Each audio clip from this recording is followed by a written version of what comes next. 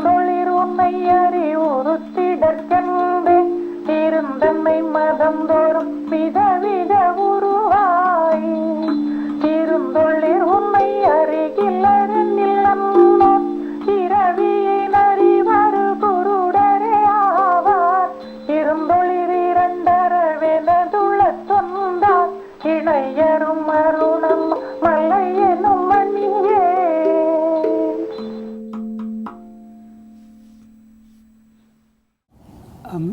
In this series of videos, I'm talking about the 8 verses of Śrī Aruṇācala Aṣṭakam, a poem of 8 verses composed by Bhagavan. Last time I talked about verse 3, and this time I'm talking about verse 4. Verse 3, Bhagavan was talking about worship of form, well, trying to, worshipping God in form and formless worship. And he explained that trying to worship God as formless is like someone who's wandering around the world trying to see the sky. The sky is ever present. God is ever present within us as our own fundamental self-awareness. That is the true form of God. So, and self-awareness is formless. But if we try to meditate on God as formless, if we try to conceive God as formless, we are surely going to fail, because any conception, any thought is itself a form. So the only way to experience God as formless is to investigate ourselves and see our real nature, which is formless, and we will see that our real nature is nothing other than God. Because there can only be one thing that is formless. Anything that has a form, any form, is limited in one way or another. Only that which is infinite, which has no limits at all, is formless. And obviously there can't be anything other than what is infinite. Because if there was anything other than what is infinite, what is infinite would thereby be limited and no longer infinite. So if God is the infinite whole, we cannot be anything other than him. So seeing our own real nature is seeing God. And that is the only way to experience God as formless. That was the gist of the previous verse. That idea is slightly continuing in this verse, though he's not here talking specifically about form. He's talking about form by implication, particularly in this first line. Before I talk about the first line, I'll just point out this is a verse of 4 lines. Each of the 4 lines begins with 2 words, irundoḷi, irundoḷi. Irundu means being, ōliya means shining. In the first 3 lines, yirundoḷi is a relative clause referring to uṇai. Uṇai means you. So yirundoḷi uṇai means you who exist and shine. In the last line, yirundoḷi is an imperative. He's praying to Bhagavan to exist and shine in his heart. But we'll come to that later. So in this first line, Bhagavan says, irundoḷi ruṉaiviḍut taḍuttiḍa devam iruṭṭiṉai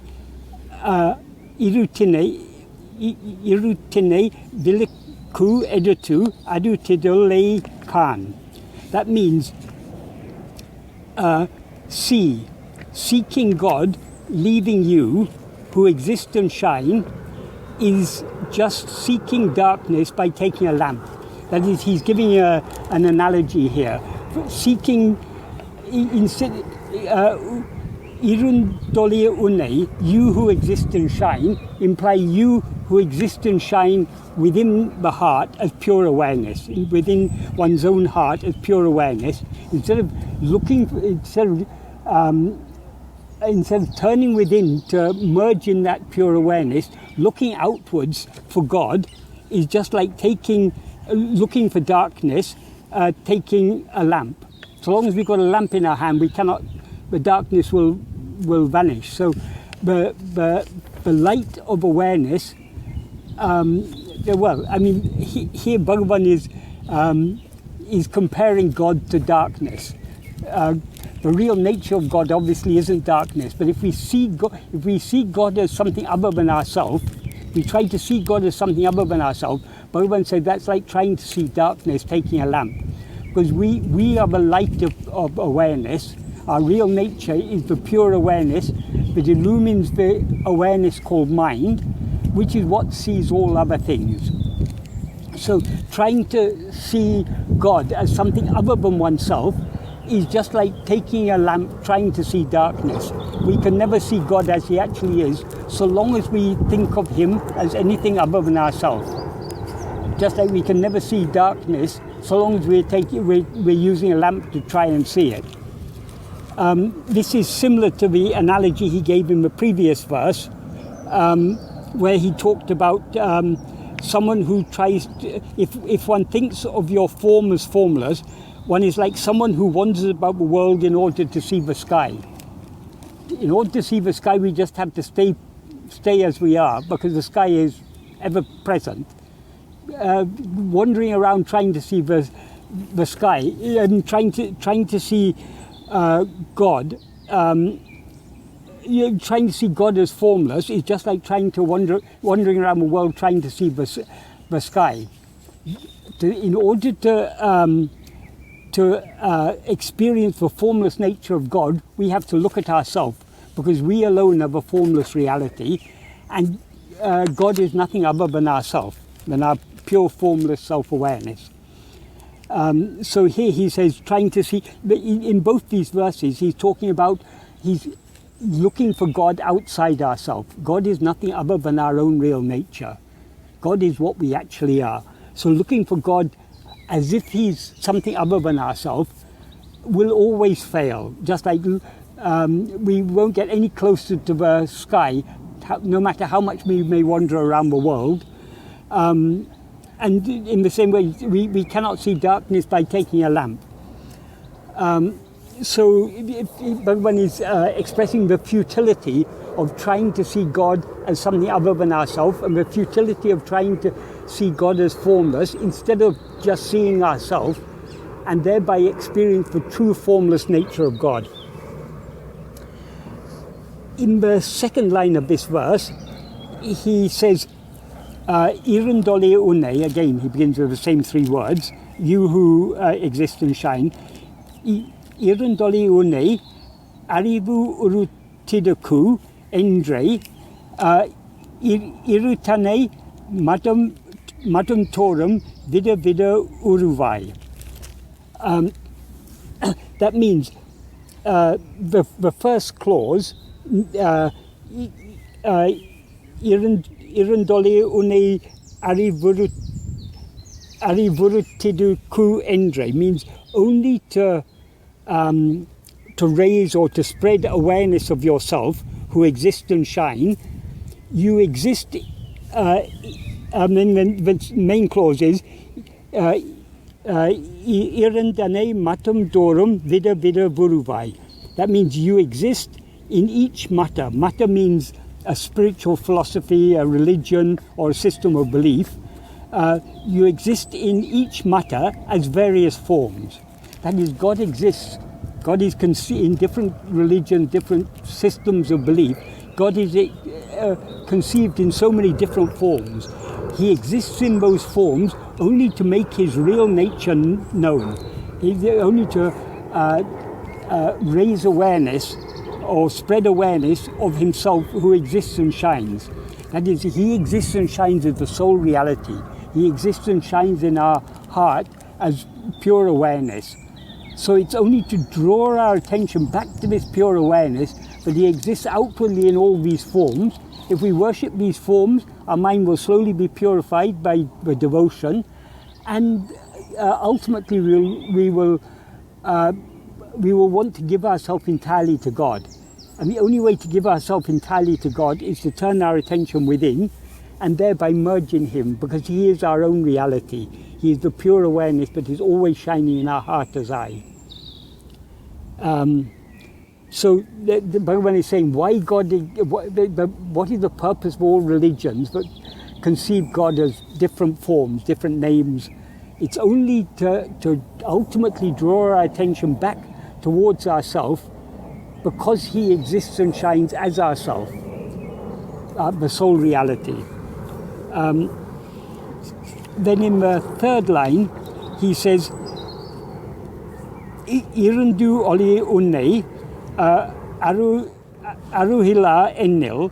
That means if one does not know you who exist and shine, anno iraviyin arivu kuruḍarē yāvā. That means if one does not know you who exist and shine, one is like a blind person who has no knowledge of the sun. Just like a blind person who has no knowledge of the sun, if we don't know if we don't know God, who is existing and shining in our heart as I, we are just like a blind person. Just like a blind person cannot see the sun, it's because of our failure to see ourselves, to see God as that which is shining in us as I. That is our blindness, our looking outward, looking at things other than ourselves is a type of blindness, because we're overlooking what actually exists, which is only the pure awareness that is ever shining in our heart, and that is the true form of God or Arunachala. So if one does not know you who exist and shine, the implication who exist and shine is the light that illumines the mind, enabling it to know other things, one is just like a blind person who has no knowledge of the sun. And though a blind person cannot see the sun, like everyone else, the blind person is totally dependent on the sun, because without the sun there would be no life on earth. Likewise, the mind is able to see other things only because of the light that is existing and shining in our heart. That light that is that's the light of awareness. That light of awareness that is existing in our heart, that is Arunachala. That is the implication. And then finally in the last line, he is a prayer. Irundoḷi iriranḍaṛa veṇaduļatu oṇḍrai yiṇaiyaṟu ruṇaiviḍut. That last phrase is a evocative clause. That is, he refers to Arunachala as ṇaṛivaṛu. ṇaṛivaṛu means oh gem, or gem called the peerless Arunachala hill. Gem here, it implies the gem of pure awareness, that gem of pure awareness shining in our heart, which is called the peerless great Aruna hill.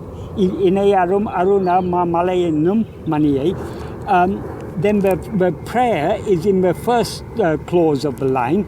Irundoḷi. Irundoḷi means exist and shine. Irundoḷi means without a second. Veṇaduļatu means in my heart. Oṇḍrai means as one. So that means, so the whole thing, if we arrange it into an English order, is exist and shine in my heart as one without a second. That is, why is God described as one without a second? Because God is the infinite whole. Nothing can be other than God. So there's no other than God, there's nothing second to God. He is the infinite whole that encompasses everything. That's why in the Upanishads, God, Brahman is described as ekamaeva advitiyam. One only without a second. In fact, even to say that the infinite whole includes everything is not quite correct, because there is no everything. The only thing is that infinite awareness. So when Bhagavan prays to Arunachala to exist and shine in his heart as one without a second, that implies you alone exist. Let me merge in you. And when the ego that is the awareness that looks outwards is ego or mind, when ego or mind turns within and thereby merges back into the pure awareness, not only does the ego disappear, everything else disappears along with it, because all phenomena seem to exist only in the view of ego. So when we turn back within and merge in Arunachala, when Arunachala shines in the infinite light of pure awareness, thereby devouring us, there will be no second. There will be nothing other than ourselves. There will be just that state of pure oneness, advitiyam, without a second. Advaita. Advaita means not two. Advitiyam means without a second. So that is the reality. It is that which, for which there is no other. It alone exists. And what is that it? Tattvamasi. It is you. That is, it is our real nature. It is what we actually are. We seem to be this ego only because we rise and look outwards and see all these phenomena. But if we turn back and look within, we will see that we alone exist. And that we who alone exist, that is what Bhagavan is worshipping as Arunachala. That is, Arunachala is nothing other than our own real nature. But as he said in the previous verse, when I approach you thinking of you as a form, you stand as a hill on earth. But in order to see you as you actually are, it's necessary to turn within, is the implication of the previous verse. So in all these verses, Bhagavan is constantly stressing that the real seeing is not seeing God in name and form. The real seeing is only looking within and merging in Arunachala. That is the meaning of verse 8 of Ulladu, which is a verse that is often misunderstood. What Bhagavan says in verse 8 of Ulladu is eperitu vuruvā. That is, in whatever name, giving whatever form, etinum, though one worships, in what that implies, though one worships God or the reality in whatever form, giving it whatever name, per uruvil apporole kanvari yadu. That is a way to see that porul. Porul means the substance of a reality. Per uruvil. In this context, per uruvil means in name and form. But it's often misinterpreted as per uruvil apporole. That is the suffix il is a locative case ending. It can also stand for ilada. Ilada means without, or which doesn't, which is devoid of. So, per uruvil apporole could be interpreted as that which that substance which is nameless and formless. That is correct. The real substance, what it actually exists, is devoid of name and form. But in this context, Bhagavan is using that per uruvil in the sense of in a locative sense. That is, it means in name and form. So worshipping God in name and form is the way to see Him in name and form. And then he says, "Ainum, however, me porolil unmeil tan unmei ondu odungi ondrutale unmeil kanal una." However,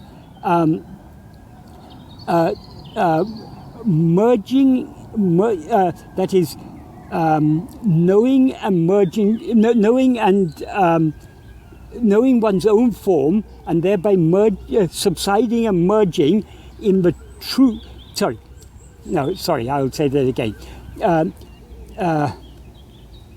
Tan unmei means one's own truth, one's own reality. So knowing one's own reality, and thereby subsiding and becoming one, or merging in the reality of that real substance, that is seeing unmeil kanal. Unmeil kanal means seeing in truth. The true seeing is only turning within, knowing oneself, and thereby subsiding and merging in that real substance, that pure awareness. that alone is real seeing. So though it's possible to see God in name and form, if we worship God in name and form, we can see him in name and form. But the implication there is that is not the true seeing. Likewise, in the third and fourth verses of Arunachala Aṣṭakam, Bhagavan is stressing seeing God outward, trying to see God outwardly is futile. We need to look within to find God. So that's why he says in the first line of this verse, leaving you or ignoring you, neglecting you who exist and shine, implying you exist and shine eternally in one's heart as pure awareness, is like, ignoring you and seeking God, implying seeking God outwardly, is like seeking darkness taking a lamp. So Bhagavan is so strongly, Bhagavan isn't opposed to worship of name and form because he knows that's a means to purify the mind. But that is not the real seeing. If we want to really see God, we want to see God as he actually is, the only way is to turn within, to see our own reality, and thereby to subside and merge in the reality of God, the reality of that maparul, that real substance. That alone is seeing in truth. That alone is the real seeing. So when Bhagavan prays in the final sentence, the final line of this verse, exist and shine in my heart as one without a second, how is he? He is always one without a second. He is always existing and shining in our heart. But the purpose of the prayer, because we look outwards, we are not aware of him as one without a second. Only when we turn within, and thereby he swallows us in the infinite clarity of the pure awareness. Then only we will see him as one without a second. So in other words, Bhagavan is here praying, make yourself known to me as one without a second. How is that to happen? Only when we turn within can Arunachala reveal himself as our own real nature, and thereby everything, ego and everything else will be dissolved and swallowed in it. That's what Bhagavan says in that verse 8 of Uludunapadu, ruṉaiviḍut,